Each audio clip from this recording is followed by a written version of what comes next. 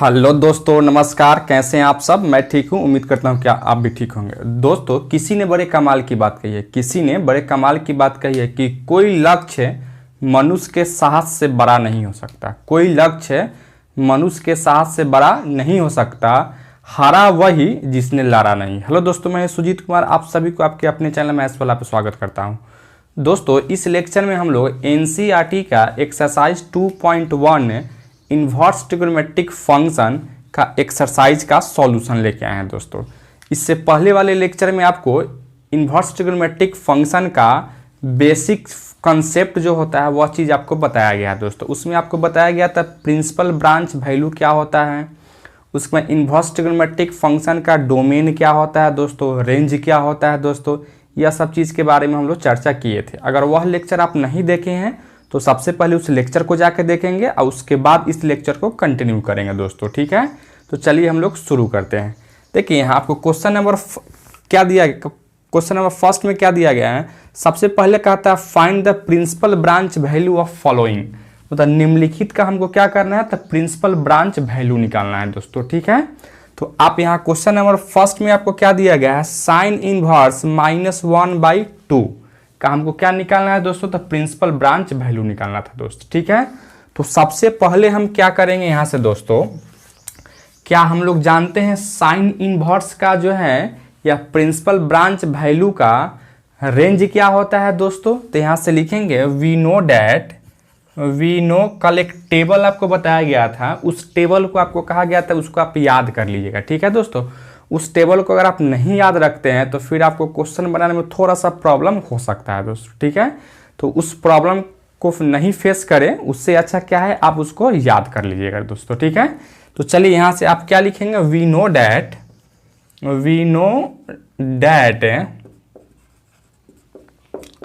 The range of principal branch value of a sine inverse is, क्या जानते थे दोस्तों, तो यहाँ से क्लोज इंटरवल -π/2 से लेकर π/2 के बीच में हुआ करता था दोस्तों। ठीक है, यही आपका क्या होता था, तो प्रिंसिपल ब्रांच वैल्यू का रेंज हुआ करता था दोस्तों। ठीक है मेरे दोस्त। अच्छा, अब यहाँ से देखो, जब इतना तुम लिख लोगे उसके बाद में इसको क्या करोगे, यहाँ से let sine inverse -1/2 equal to आप थीटा मान लोगे। ठीक है, थीटा मान सकते हो, अल्फा मान सकते हो, बीटा गामा या XYZ कुछ भी मान सकते हो दोस्तों। ठीक है, तो हम यहाँ जनरली थीटा लेके ही चले हैं, तो यहाँ क्या मान लिए दोस्तों, थीटा मान लिए। अब इस साइन को तुम अगर इधर शिफ्ट करोगे तो यह इन्वर्स में है तो उधर जाएगा तो क्या होगा, सिंपल साइन हो जाएगा। जैसे मैं यहाँ से देख, अगर हम लोग यहाँ से प्लस रहता है तो इक्वल टू को उस पार ले जाते हैं तो माइनस हो जाता है, अगर यहाँ इनटू रहता है तो इक्वल टू को उस पार जाता है तो डिवाइड हो जाता है। उसी तरीके से दोस्तों, यह अगर साइन इनवर्स अगर इस पार जाएगा तो क्या यहाँ से बचेगा, -1/2 इक्वल टू साइन थीटा हो जाएगा दोस्तों। ठीक है, यह इन्वर्स हट जाएगा, क्या होगा, सिंपल साइन हो जाएगा दोस्तों। ठीक है, अच्छा, अब क्या करो, यहाँ से इसी चीज को हम अरेंज कर रहे थे, साइन थीटा इक्वल टू -1/2 लिख सकते हो दोस्तों कि नहीं लिख सकते हो, बिल्कुल लिख सकते हो।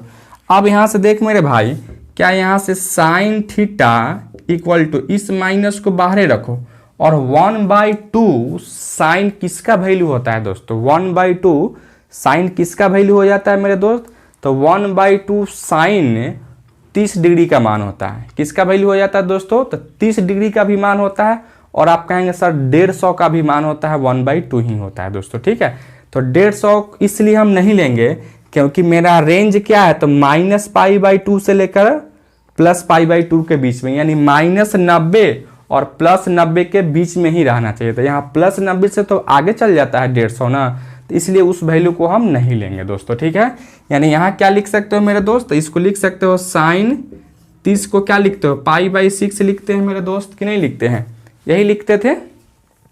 अच्छा, अब देख मेरे दोस्त, अब यहाँ से इस माइनस को क्या आप जानते हो, यहाँ से साइन का अगर इस तरीके से रहेगा, अगर साइन माइनस थीटा रहे, क्या रहे दोस्तों, अगर माइनस साइन थीटा रहे तो इस माइनस को आप क्या करोगे, तो वह एंगल में जाके शिफ्ट हो सकता है, यानी साइन माइनस थीटा हो सकता था दोस्तों।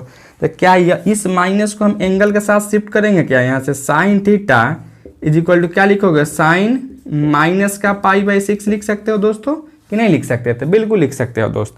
अब आप क्या करोगे, यहाँ से इस साइन से साइन ऑटोमेटिक कैंसिल हो जाता है, कभी भी इसको इस तरीके से काटेंगे नहीं दोस्तों, अपने आप हट जाता है, क्योंकि यह फंक्शन है, इनटू में नहीं है। क्या यहाँ से अब थीटा इक्वल टू क्या लिख सकते हो, तो -π/6 लिख सकते हो। अब देख मेरे दोस्त, क्या यह -π/2 जो है -π/6 जो है -π/2 और से लेकर +π/2 के बीच में है या नहीं है दोस्तों, बिल्कुल है, क्योंकि -30 जो है -90 और +90 के बीच में ही है ना। तो जब बीच में जब आ जाएगा तो यही थीटा इक्वल टू ना हम इतना माने थे, साइन इनवर्स 1 -1/√2 माने थे, तो यही क्या हो जाएगा दोस्तों, तो मेरा प्रिंसिपल ब्रांच वैल्यू हो जाएगा। अर्थात यहाँ से कहेंगे क्या, हेंस द प्रिंसिपल ब्रांच, देखिए principal branch value of sine inverse -1/2 equal to क्या लिखोगे, -π/6, यही मेरा क्या होगा दोस्तों, तो आंसर हो जाता। ठीक है मेरे दोस्त, यहां तक किसी को कोई डाउट है नहीं ना। चलिए आप इसको नोट डाउन कीजिए जल्दी। चलिए दोस्तों, सेकेंड क्वेश्चन में भी आपको यही कह रहा था, cos इनवर्स √3/2 का क्या निकालना है, हमको प्रिंसिपल ब्रांच वैल्यू निकालना है। ठीक है दोस्तों, तो सबसे पहले हम जानते हैं यहाँ से v, इसको नहीं मिटा है क्योंकि यही चीज़ बार बार हमको लिखना होगा दोस्तों, तो हम बार बार नहीं लिख के एक ही बार लिख लेते हैं। We know that the range of principal branch value of cos है, तो यहाँ क्या लिखोगे, cos इनवर्स इज क्या होता था मेरे दोस्त, 0 से लेकर पाई के बीच में हुआ करता था। ठीक है, और भी क्लोज इंटरवल में हुआ करता था। ठीक है दोस्तों, अगर वह टेबल आपको नहीं याद है, हम बार बार रिपीट कर रहे हैं, अगर वह टेबल आपको नहीं याद है तो सबसे पहले उस टेबल को याद करेंगे, उसके बाद में इसको क्वेश्चन को बनाएंगे दोस्तों। ठीक है, तो देख मेरे दोस्त, क्या हम जानते हैं ये क्या होता है, cos इनवर्स का रेंज जो है 0 से पाई के बीच में हो जाता है दोस्तों। तब उसके बाद क्या करोगे, यहाँ से let cos inverse √3/2 equal to क्या मानोगे दोस्तों, यहाँ से थीटा मान लेते हो, तो क्या तुम इसको लिख सकते हो, √3/2 इक्वल टू cos थीटा लिखोगे दोस्तों। अर्थात यहाँ से cos थीटा इक्वल टू क्या लिखोगे, √3/2 लिख सकते हो दोस्तों। ठीक है, अब मेरे दोस्त बताओगे क्या √3/2 जो है cos किसका वैल्यू हो जाता है दोस्तों, cos किसका वैल्यू हो जाता है, तो cos 30 का वैल्यू हो जाता है। किसका वैल्यू हो जाता है दोस्तों, cos 30 या कहें cos π/6 का वैल्यू होता है दोस्तों। तो क्या आप यहाँ से लिख सकते हो cos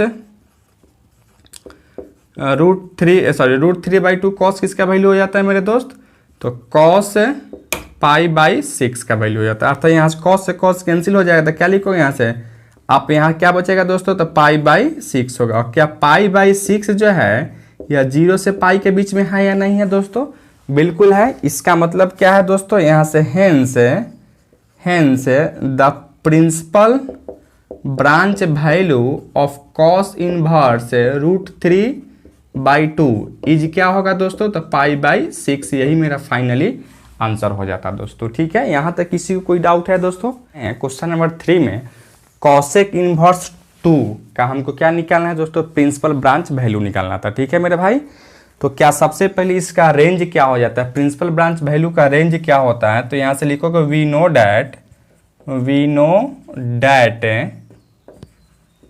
डैट द रेंज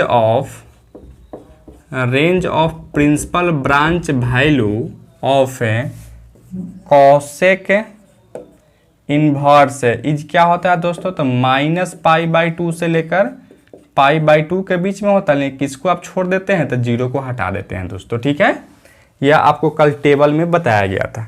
अब यहाँ से क्या करोगे, यहाँ से लेट तुम cosec इनवर्स 2 इक्वल टू क्या मानोगे दोस्तों, थीटा मान लेते हैं। ठीक है मेरे भाई, अच्छा अब क्या करोगे, इस cosec इनवर्स को उधर शिफ्ट करोगे, तो यहाँ 2 इक्वल टू क्या लिख सकते हो, cosec थीटा लिख सकते हो। अर्थात कहें cosec थीटा इक्वल टू क्या लिख सकते हो दोस्तों, 2 लिख सकते हो। ठीक है मेरे दोस्त, अच्छा अब क्या करोगे, यहाँ से देखो अब 2 जो है कॉसेक में किसका वैल्यू हम जानते हैं, तो कॉसेक 30 या कॉसेक 30 या कॉसेक π/6 का वैल्यू होता है दोस्तों, ठीक है। और साथ ही साथ कॉसेक 150 का भी वैल्यू होता है, यानी 150 का भी वैल्यू होता है दोस्तों, ठीक है। लेकिन आपको 150 वाला वैल्यू हम इसलिए नहीं लेंगे दोस्तों क्योंकि इसका रेंज क्या है, तो कहता है -90 से लेकर 90 के बीच में ही होना चाहिए, जो कि 150 क्या है 90 से बाहर जा रहा था। इसलिए हम क्या करेंगे दोस्तों, 150 नहीं लेके हम क्या लेंगे दोस्तों, तो 30 ही लेंगे, यानी 30 ही लेंगे, ठीक है। अर्थात यहाँ से क्या लिख सकते हो, यहाँ से cosec theta is equal to 2 किसका वैल्यू हो जाता है दोस्तों, तो कॉसेक 30 का यानी π/6 का हो जाता है। अब कॉसेक से कॉसेक स्वतः हटेगा तो थीटा इक्वल टू क्या लिखोगे, π/6। और क्या यह π/6 जो है नहीं बिलोंग करता है -π/2 से लेकर π/2, लेकिन किसको आप छोड़ देते हो दोस्तों, तो 0 को छोड़ देते हो। अर्थात कहेंगे यहाँ से hence the principal branch value of cosec inverse 2 is क्या होगा दोस्तों, तो π/6। यही मेरा क्या होगा मेरे भाई, तो फाइनली आंसर हो जाएगा। किसी को कोई डाउट है इसमें किसी भी स्टेप में, नहीं ना। चलिए आप इसको नोट डाउन कीजिए। चलिए दोस्तों नेक्स्ट क्वेश्चन नंबर 4 में क्या दिया गया है, tan इनवर्स -√3 का हमको प्रिंसिपल ब्रांच वैल्यू निकालना है दोस्तों, ठीक है। तो सबसे पहले हम क्या लिखेंगे यहाँ से, we know that the range of principal branch value of tan inverse is, क्या होता है दोस्तों tan इनवर्स का, तो आपको हो जाता है यहाँ -π/2 से लेकर π/2 के बीच में, वो भी क्या होता है, तो ओपन इंटरवल होता है दोस्तों, ठीक है। अच्छा अब क्या करोगे आप यहाँ से मानोगे let tan inverse -√3 equal to theta, अगर मानते हो मेरे भाई, क्या यहाँ से लिख सकते हो -√3 इक्वल टू tan थीटा। अच्छा उसके बाद में यहाँ से इसको अरेंज करोगे तो tan थीटा इक्वल टू क्या लिखोगे, -√3 लिख सकते हो दोस्तों कि नहीं लिख सकते हो, बिल्कुल लिख सकते थे। अब देख मेरे भाई, क्या यहाँ से tan थीटा को रहने दो और माइनस को भी रहने दो, ठीक है। और √3 tan में किसका वैल्यू हो जाता है दोस्तों, तो √3 tan में 60 डिग्री का वैल्यू हो जाता है, ठीक है, यानी π/3 होता है। यानी क्या लिखोगे यहाँ से tan π/3 लिखोगे दोस्तों, ठीक है। अब यहाँ देख दोस्त, यहाँ यह माइनस आके जो है ना हमको फंसा रहा था। अब माइनस रहेगा तो फिर 10 से 10 तो हटेगा नहीं, तो इस माइनस को हटाने के फेर में हम लग जाते हैं, ठीक है दोस्तों। तो क्या आप जानते हो यहाँ से -tan थीटा रहता है, तो इस माइनस को आप अंदर ले जा सकते हो। यह चीज़ हम लोग क्लास 11th के ट्रिगोनोमेट्री में पढ़े थे दोस्तों, ठीक है। तो क्या इस माइनस को तुम एंगल के साथ लगा सकते हो, अर्थात क्या लिखोगे यहाँ से tan theta is equal to tan -π/3 लिख सकते हो दोस्तों कि नहीं लिख सकते हो। अब यह 10 से 10 स्वतः हटेगा तो क्या लिखोगे यहाँ से -π/3, और क्या यह -π/3 -π/2 से लेकर +π/2 के बीच में है या नहीं है दोस्तों, बिल्कुल है। यानी क्या लिख सकते हो यहाँ से, hence the principal branch value of tan inverse -√3 is क्या होगा दोस्तों, तो -π/3 हो जाता है। यही मेरा क्या होगा दोस्तों, तो फाइनली आंसर हो जाता है, ठीक है मेरे भाई। चलिए आप इसको नोट डाउन कीजिए। चलिए सर एक और क्वेश्चन आपको दिया गया है, cos इनवर्स -1/2 दिया गया। इसका हमको क्या निकालना है दोस्तों, प्रिंसिपल ब्रांच वैल्यू निकालना था दोस्तों। तो सबसे पहले यहाँ we know that the range of principal branch value of cos inverse is क्या होता था दोस्तों, तो यहाँ से होता है 0 से लेकर पाई क्लोज इंटरवल में दोस्तों, ठीक है। अच्छा अब क्या करोगे मेरे दोस्त, यानी क्या करोगे यहाँ से let cos inverse -1/2 equal to theta अगर मान लेते हो तो क्या तुम लिख सकते हो -1/2 इक्वल टू क्या होगा, cos थीटा। अर्थात यहाँ से लिख सकते हो cos theta is equal to -1/2 लिख सकते हो दोस्तों, ठीक है। अब देख मेरे दोस्त, क्या -1/2 cos किसका वैल्यू हो जाता है दोस्तों, तो हम जानते हैं cos 60 का वैल्यू क्या हो जाता है दोस्तों, तो 1/2 हो जाता है, ठीक है। तो cos 120 का वैल्यू क्या होगा, -1/2 होगा, क्योंकि 120 किस क्वाड्रेंट में चला जाएगा, तो सेकंड क्वाड्रेंट में चला जाएगा। और सेकंड क्वाड्रेंट में क्या होता है दोस्तों, तो cos आपका निगेटिव हो जाता है दोस्तों, ठीक है।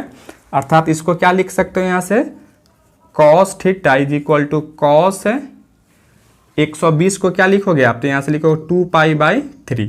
और क्या यहाँ यहाँ दोस्तों इस तरीके से हम लिखते हैं कि क्या यहाँ 2π/3 जो है या 120 जो है, क्या आपको 0 से लेकर 180 के बीच में है या नहीं है दोस्तों, तो बिल्कुल है।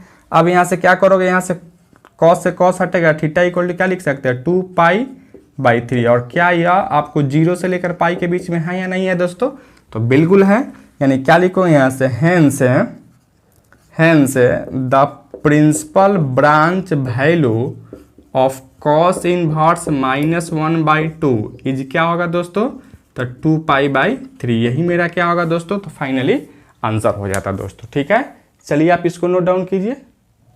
चलिए दोस्तों एक और क्वेश्चन की ओर आते हैं। आपको दिया गया है tan इनवर्स -1 का प्रिंसिपल ब्रांच वैल्यू हमको निकालना है दोस्तों। ठीक है, तो सबसे पहले हम लोग लिखेंगे we know that the range of principal branch value of tan inverse is क्या होता है दोस्तों, तो इसका हो जाता है आपको -π/2 से लेकर π/2 के बीच में, वह भी क्या, तो ओपन इंटरवल में होता है दोस्तों। ठीक है, यानी -π/2 और +π/2 को छोड़ देना है, उसके बीच वाला जो होगा वही हमको लेके चलना था, या उसी के बीच में आना चाहिए था। ठीक है मेरे दोस्त, तो देखिए यहाँ से अब यहाँ तक तो कर लिए। इसके बाद में क्या करो, यहाँ से let tan inverse -1 equal to आप थीटा मान लो दोस्तों। ठीक है, यानी क्या लिखोगे यहाँ से, तो -1 इक्वल टू आप लिख सकते हो tan थीटा, अर्थात कहोगे यहाँ से tan theta is equal to -1 लिख सकते हो दोस्तों। ठीक है, यानी tan थीटा इक्वल टू क्या लिखोगे, देखिए यहाँ माइनस को बाहर रखिए,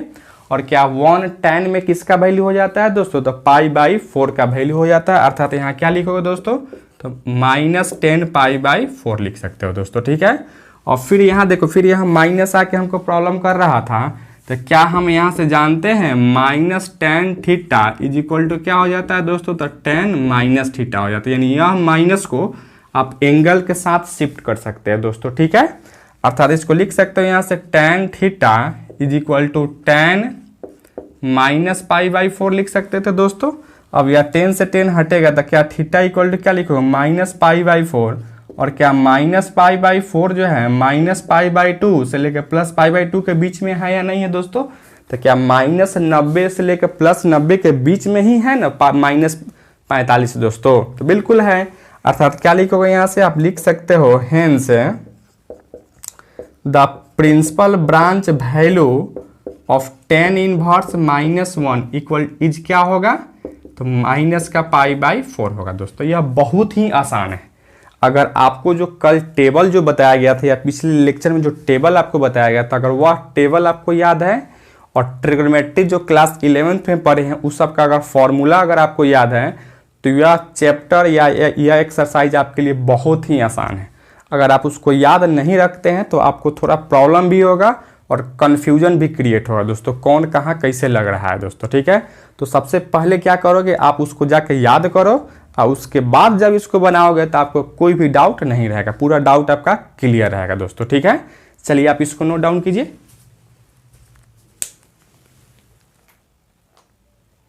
चलिए दोस्तों एक और क्वेश्चन देखते हैं। यहाँ आपको दिया गया sec inverse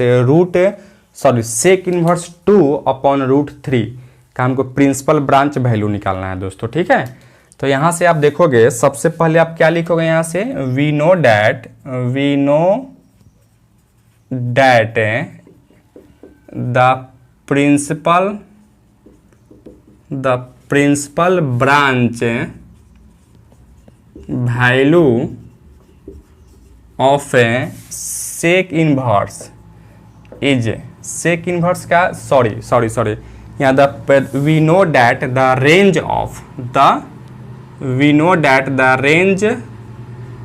of a principal branch value. ठीक है, the range of principal branch value of a sec inverse is क्या होता है दोस्तों, तो इसका हो जाता है आपको यहाँ 0 से लेकर पाई, और किसको छोड़ देते हो दोस्तों, तो π/2 को छोड़ देते हो। ठीक है मेरे दोस्त, अच्छा अब क्या लिखोगे, यहाँ तक तो कर चुके हैं। यहाँ से लिखोगे लेट सेक इनवर्स क्या लिखोगे 2/√3 इक्वल टू, क्या लिख सकते हो मेरे दोस्त, यहाँ से आप लिख सकते हो थीटा मान लो, ठीक है। अब क्या यहाँ से लिख सकते हो 2/√3 इक्वल टू क्या होगा, तो सेक थीटा हो जाता दोस्तों, अर्थात कहोगे सेक थीटा इक्वल टू क्या लिखोगे 2/√3 लिख सकते हो दोस्तों, ठीक है। अब आप बताओगे से 2/√3 सेक किसका वैल्यू होता है दोस्तों, तो सेक 30 का वैल्यू होता है। किसका वैल्यू होता है दोस्तों, सेक 30 का वैल्यू होता है, ठीक है। अर्थात यहाँ से क्या लिखोगे sec theta is equal to sec π/6 हो जाता दोस्तों। सेक से सेक्स हट जाएगा तो क्या लिखोगे यहाँ थीटा इक्वल टू π/6 हो जाएगा। और क्या π/6 जो है आपको 0 से लेकर पाई के बीच में है, लेकिन किसको छोड़ के, तो π/2 को छोड़ के दोस्तों, ठीक है। अर्थात यहाँ से कह सकते हो आप hence the principal branch value of sec inverse 2/√3 is क्या होगा दोस्तों, तो π/6 हो जाएगा। यही मेरा फाइनली आंसर हो जाता है बच्चों, ठीक है। चलिए आप इसको नोट डाउन कीजिए जल्दी। चलिए दोस्तों क्वेश्चन नंबर 8 में हम देखते हैं cot इनवर्स √3 का प्रिंसिपल ब्रांच वैल्यू हमको निकालना है दोस्त, ठीक है। तो सबसे पहले we know that the range of principal branch value of क्या लिखोगे दोस्तों यहाँ से, तो cot इनवर्स इज क्या होता था cot इनवर्स का, तो हो जाता है 0 से लेकर पाई ओपन इंटरवल में, और किसको छोड़ देना था दोस्तों, तो छोड़ना किसी को नहीं था, ठीक है। यही आपका क्या होता है 0 से पाई हो जाता है दोस्तों, ठीक है। अच्छा अब हमको यहाँ से बताओगे आप क्या देखिए यहाँ से अब क्या लिखो, यहाँ से let cot inverse √3 equal to theta अगर मानते हो तो क्या √3 इज इक्वल टू क्या लिखोगे cot थीटा लिखोगे, यानी cot theta is equal to √3 लिखोगे दोस्तों, ठीक है। अब यहाँ √3 cot में किसका वैल्यू हो जाता है दोस्तों, तो tan 60 का वैल्यू हम जानते हैं √3 होता है। इसका मतलब cot 30 का वैल्यू क्या होता होगा दोस्तों, तो √3 होता होगा। यानी क्या लिखो यहाँ से cot theta is equal to cot 30 को क्या लिखो π/6, यानी यहाँ थीटा इक्वल टू क्या लिख सकते हो π/6। क्या π/6 जो है 0 से पाई के बीच में है या नहीं है दोस्तों, तो बिल्कुल है। अर्थात यहाँ से क्या लिखोगे, यहाँ से hence the principal branch value of cot inverse √3 is क्या होगा दोस्तों, तो π/6 हो जाता दोस्तों, ठीक है। यही मेरा क्या होगा, तो फाइनली आंसर हो जाएगा बच्चों, ठीक है। चलिए दोस्तों क्वेश्चन नंबर 9 में आते हैं। आपको दिया गया cos इनवर्स -1/√2 का हमको प्रिंसिपल ब्रांच वैल्यू लिखना है दोस्तों, ठीक है। तो सबसे पहले यहाँ we know that the range of principal branch value of cos inverse is क्या होता था दोस्तों, तो यहाँ से हो जाता है 0 से लेकर पाई के बीच में क्लोज इंटरवल में दोस्तों, ठीक है। अच्छा अब क्या लिखोगे मेरे दोस्त, क्या लिखोगे यहाँ से let cos inverse -1/√2 equal to, अगर थीटा मानते हो तो -1/√2 इक्वल टू क्या लिखोगे दोस्तों, तो cos थीटा। अर्थात यहाँ से cos theta is equal to -1/√2 लिख सकते हो, यानी cos थीटा इक्वल टू, अब देख मेरे दोस्त क्या -1/√2 cos में किसका वैल्यू हो जाता है दोस्तों, तो cos 45 का वैल्यू 1/√2 होता है दोस्तों, ठीक है। तो जो 45 का होता है वैल्यू वही कितना का हो जाता है, तो 135 का वैल्यू हो जाता है। किसका वैल्यू हो जाता है दोस्तों, 135 का वैल्यू हो जाता है, क्योंकि और 135 आपको निगेटिव इसलिए होगा क्योंकि 135 किस क्वाड्रेंट में चला जाता है, तो सेकंड क्वाड्रेंट में आता है। सेकंड क्वाड्रेंट में तो cos निगेटिव होता है, इसलिए यहाँ क्या होगा, यहाँ -1/√2 cos किसका वैल्यू हो जाएगा दोस्तों, तो cos 135 का वैल्यू। और 135 को कैसे लिखते हैं, तो 3π/4 लिखते हैं दोस्तों, ठीक है। यानी थीटा इक्वल टू क्या लिखो यहाँ से 3π/4, और क्या 3π/4 जो है आपको 0 से पाई के बीच में है या नहीं है दोस्तों, क्या 135 0 और 180 के बीच में है या नहीं है दोस्तों, तो बिल्कुल है। अर्थात क्या लिख सकते हो, यहाँ बिलोंग्स टू 0 से पाई लिख सकते हो। इसका मतलब क्या है दोस्तों, hence the principal branch value of cos inverse 1/√2 with negative sign is क्या होगा, तो 3π/4। यही मेरा क्या होगा दोस्तों, तो फाइनली आंसर हो जाएगा दोस्तों। ठीक है, चलिए आप इसको नोट डाउन कीजिए। चलिए दोस्तों, एक और क्वेश्चन आपको दिया गया है, कॉसेक इनवर्स माइनस रूट 2 का हमको प्रिंसिपल ब्रांच वैल्यू लिखना था दोस्तों। ठीक है, या निकालना था। तो सबसे पहले we know that the range of principal branch value of cosec inverse is क्या हो जाता है इसका रेंज दोस्तों?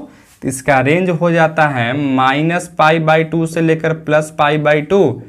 किसको छोड़ देते हो? तो जीरो को छोड़ते हैं, यानी घटा देते हैं जीरो को दोस्तों। ठीक है, अच्छा अब क्या करोगे मेरे दोस्त, यहाँ से लेट कॉसेक इनवर्स -√2 को क्या लिख सकते हो? थीटा मान लेते हैं। तो क्या यहाँ से लिख सकते हो -√2 इक्वल टू कॉसेक थीटा लिख सकते हो दोस्तों। अच्छा अब क्या लिखो यहाँ से, cosec theta is equal to -√2 लिख सकते हो दोस्तों। ठीक है, अर्थात यहाँ से कह सकते हो cosec theta is equal to, इस माइनस को बाहर रखो। ठीक है, और √2 जो है कॉसेक में किसका वैल्यू हो जाता है दोस्तों?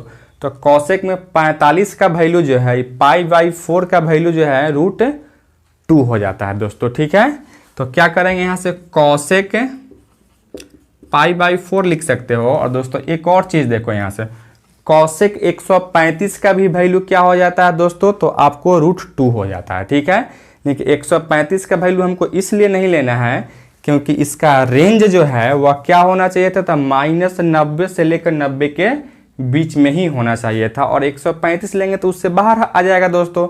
तो क्या करोगे, वह वैल्यू आपको नहीं लेकर चलना था। ठीक है मेरे दोस्त, तो क्या अब एक चीज और देखो, यहाँ यह माइनस आगे जो है हमको प्रॉब्लम क्रिएट कर रहा था। तो क्या आप जानते हो यहाँ minus cosec theta is equal to क्या हो जाता है? तो यह माइनस एंगल के साथ शिफ्ट हो जाता है, अर्थात यहाँ कॉसेक माइनस थीटा कर सकते हो दोस्तों। ठीक है, यानी क्या लिखोगे मेरे भाई, यहाँ से cosec theta is equal to लिख सकते हो कॉसेक -π/4 लिख सकते हो मेरे दोस्त।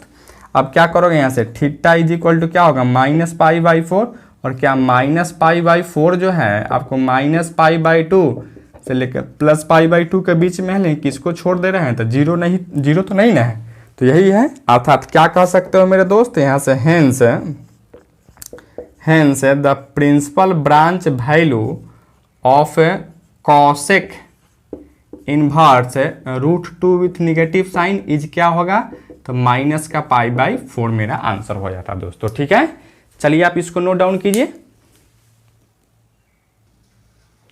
चलिए दोस्तों एक और क्वेश्चन देखते हैं, क्वेश्चन नंबर 11 आपको दिया गया है tan 1 plus tan 1 -1/2 plus tan 1 -1/2 दिया गया है दोस्तों। इसका हमको प्रिंसिपल ब्रांच वैल्यू तीनों का अलग अलग निकाल कर उसको जोड़ देना है दोस्तों। ठीक है, तो यह क्वेश्चन जो है ना, यह आपका क्वेश्चन नंबर, यह देखिए साइन इनवर्स -1/2 जो है आपको क्वेश्चन नंबर 1 में दिया गया है। ठीक है दोस्तों, और यह जो है क्वेश्चन नंबर शायद 6 या 7 या 5 में दिया गया है। तो इस सब का वैल्यू वहाँ ऑलरेडी हम निकाल चुके हैं दोस्तों। ठीक है, तो इसका वैल्यू हम डायरेक्ट यहाँ लिख देते हैं। ठीक है मेरे दोस्त, तो क्या यहाँ से देखो, यहाँ tan 1 का वैल्यू हो जाएगा आपको क्या होगा, यहाँ तो π/4 हो जाता दोस्तों। ठीक है, यहाँ एक और क्वेश्चन आपको दिया गया था tan 1 दिया गया था दोस्तों। ठीक है, तो उसका वैल्यू क्या होता था? तो -π/4 लिखा करते थे दोस्तों। ठीक है, तो यहाँ माइनस नहीं है तो हम क्या करेंगे, यहाँ से माइनस नहीं लेंगे दोस्तों। यह क्वेश्चन नंबर 6 में था दोस्तों। ठीक है, यानी यहाँ खाली माइनस लगा हुआ था, तो उसका आंसर क्या था? तो -π/4 था। तो यहाँ माइनस नहीं है तो क्या करेंगे, हम माइनस को नहीं लगाएंगे। उसी तरह से यह क्वेश्चन नंबर आपको यहाँ cos इनवर्स -1/2 या क्वेश्चन नंबर 5 में था। तो इसका वैल्यू क्या होता था दोस्तों, इसका वैल्यू जब इनवर्स -1/2 का वैल्यू हो जाता था 120 हो जाता दोस्तों। 120 को क्या लिखते थे, 2π/3 लिखते थे, प्लस उसी तरह से यहाँ साइन इनवर्स -1/2, तो 1/2 किसका हो जाता था दोस्तों वैल्यू? तो साइन 30 का वैल्यू हो जाता है। तो यहाँ माइनस है तो क्या करोगे, यहाँ से -π/6 लिख सकते हो दोस्तों। ठीक है, अब इसको तुम सोल्व करोगे तो क्या लिखोगे, यहाँ से π/4 प्लस 2π/3 माइनस का π/6 लिख सकते हो दोस्तों। इस सब का एलसीएम लोगों तो क्या होगा, यहाँ से 12 हो सकता था। यानी क्या लिखो, यहाँ से 3π प्लस 8π और यहाँ से 2π लिख सकते हो दोस्तों। ठीक है, अर्थ है 8 3 11 में से आपको 2 घटाओ तो क्या लिखो, यहाँ से 9π/12 लिख सकते हो। इसको 3 बार काटो, इसको 4 बार में काटो, क्या लिखो, यहाँ से 3π/4। यही मेरा क्या होगा दोस्तों, तो फाइनली आंसर हो जाता। ठीक है मेरे भाई, चलिए आप इसको नोट डाउन कीजिए जल्दी। चलिए दोस्तों, एक और क्वेश्चन नंबर 12 में आपको क्या दिया गया है, cos inverse 1/2 plus 2 sign inverse 1/2 दिया गया है दोस्तों, ठीक है। तो इसको आप क्या लिख सकते हो मेरे दोस्त, कि आप जानते हो यहाँ cos इनवर्स 1/2 का वैल्यू जस्ट पिछले वाले बहुत सारा क्वेश्चन में हम निकाले हैं। तो इसका वैल्यू क्या हो जाता है, देखो cos 1/2 cos किसका वैल्यू हो जाता है, तो 60 का वैल्यू हो जाता है, ठीक है। यानी क्या लिखो यहाँ से π/3 लिख सकते हो, +2 है तो 2 लिखो, और यहाँ 1/2 cos में साइन में किसका वैल्यू हो जाता है, तो 30 का वैल्यू हो जाता है, अर्थात क्या लिखो π/6 लिख सकते हो। इसको लिखो π/3 प्लस इसको काटोगे तो क्या 3 बार में कटेगा, यानी π/3। जब इसको आप ऐड करोगे तो 2π/3 हो सकता था दोस्तों। यही मेरा क्या होगा मेरे दोस्त, तो फाइनली आंसर हो जाता है, ठीक है मेरे दोस्त। चलिए आप इसको नोट डाउन कीजिए। चलिए दोस्तों, क्वेश्चन नंबर 13 में आपको दिया गया है if sine inverse x is equal to y. तब आपको दिया गया है कुछ ऑप्शन दिया गया है, ए में कहता है y is greater than equal to 0 is less than equal to pi. उसके ऑप्शन नंबर बी में क्या दिया गया है, y is greater than equal to -π/2 is less than equal to π/2, और y is greater than 0 is less than pi. उसी तरह से y इज ग्रेटर देन -π/2 से लेकर इज लेस देन π/2 दिया गया है दोस्तों, ठीक है। तो हम सबसे पहले जानते हैं दोस्तों साइन इनवर्स x का रेंज क्या हो जाता है दोस्तों, तो रेंज आपको यहाँ होता है -π/2 से लेकर क्या π/2 के बीच में होता था दोस्तों, ठीक है। तो यहाँ देखो -π/2 से यह क्लोज इंटरवल है, यानी इसी चीज को आप ऐसे लिख सकते हो दोस्तों, ठीक है। अगर इसको आप यहाँ y मान लेते हो या y इक्वल टू अगर दिया रहता है तो इसको आप लिख सकते हो यहाँ y बिलोंग्स टू -π/2 से लेकर क्या π/2, और इसी चीज को क्या लिख सकते हो दोस्तों, यहाँ y is greater than equal to -π/2 से लेकर is less than equal to π/2 लिख सकते हो दोस्तों। अब यह ऑप्शन देखो किस में है, तो यह ऑप्शन नंबर बी है दोस्तों, यानी इसका करेक्ट ऑप्शन क्या होगा दोस्तों, तो ऑप्शन नंबर बी ही इसका करेक्ट आंसर होगा दोस्तों, ठीक है। चलिए आप इसको नोट डाउन कीजिए जल्दी। चलिए दोस्तों, एक और क्वेश्चन आपको दिया गया है, tan inverse √3 minus sec inverse -2 का हमको वैल्यू निकालना था, या कहें प्रिंसिपल ब्रांच वैल्यू निकालना है, और इसका ऑप्शन आपको दिया गया है। ऑप्शन नंबर ए में है पाई, ऑप्शन नंबर बी में है -π/3, ऑप्शन नंबर सी में है आपको π/3, और ऑप्शन नंबर डी में क्या है दोस्तों, तो 2π/3 दिया गया दोस्तों, ठीक है। तो चलिए सबसे पहले इसको हम सोल्व करते हैं और देखते हैं इसका वैल्यू कितना आता है। तो देख मेरे दोस्त, यहाँ से क्या यहाँ आपको दिया गया है tan inverse √3 minus sec inverse -2 दिया गया दोस्तों, ठीक है। तो हम जानते हैं tan इनवर्स √3 का वैल्यू क्या हो जाता है, 60 हो जाता है, 60 हो जाती है, π/3 हो जाता है, और π/3 क्या है, तो उसके रेंज यानी -π/2 से लेकर +π/2 के बीच में ही है, अर्थात यह क्या होगा π/3 हो जाता है दोस्तों। माइनस है तो माइनस रखो। अब यहाँ देख मेरे दोस्त, सेक इनवर्स 2 किसका मान हो जाता है दोस्तों, तो मान हो जाता है वह 60 का मान हो 60 का हो जाता है, लेकिन यहाँ तो 2 था नहीं, यहाँ तो -2 था, तो -2 क्या हो जाएगा, 120 का वैल्यू हो जाएगा। 120 इसलिए हो माइनस इसलिए है से 120 हो जाएगा, क्योंकि सेक 120 किस क्वांटिटी में चला जाएगा, तो सेकंड क्वांटिटी में चला जाएगा, और सेकंड क्वांटिटी में सेक क्या हो जाता है, निगेटिव हो जाता है, अर्थात इसका वैल्यू क्या लिखोगे दोस्तों, तो यहाँ 120 का यानी 2π/3 लिख सकते हो दोस्तों। अब इसको आप सोल्व करोगे तो क्या लिखो, यहाँ दोनों का एलसीएम क्या होगा, 3 हो जाता है, यानी यहाँ पाई -2π। अब -2π में पाई को जोड़िएगा तो क्या होगा, -π/3 हो जाएगा दोस्तों, ठीक है। यानी यही मेरा आंसर हो जाता है। देखिए यह आंसर किस में है, तो ऑप्शन नंबर बी में है दोस्तों, यानी क्या होगा मेरा ऑप्शन नंबर बी जो है वह करेक्ट आंसर हो जाएगा, ठीक है मेरे दोस्त। यह एनसीईआरटी का एक्सरसाइज 2.1 का 1 से लेकर 14 तक सब सवाल को हम सोल्व कर दिए दोस्तों। आपको क्या करना है, इस सब सवाल को आपको प्रैक्टिस करना है खुद से दोस्तों, ठीक है, और तभी आपका यह हो पाएगा। नहीं प्रैक्टिस करोगे तो फिर आपका नहीं होगा, फिर वह मेरे पास ही लौट के आ जाएगा दोस्तों, ठीक है। तो अगर यह लेक्चर आपको अच्छा लगता है तो इस लेक्चर को अपने फ्रेंड के साथ शेयर कीजिए, और साथ ही साथ अपने चैनल मैथ्स वाला को सब्सक्राइब कर लीजिए, और वीडियो सबसे पहले देखने के लिए बेल आइकन को भी दबा दीजिए।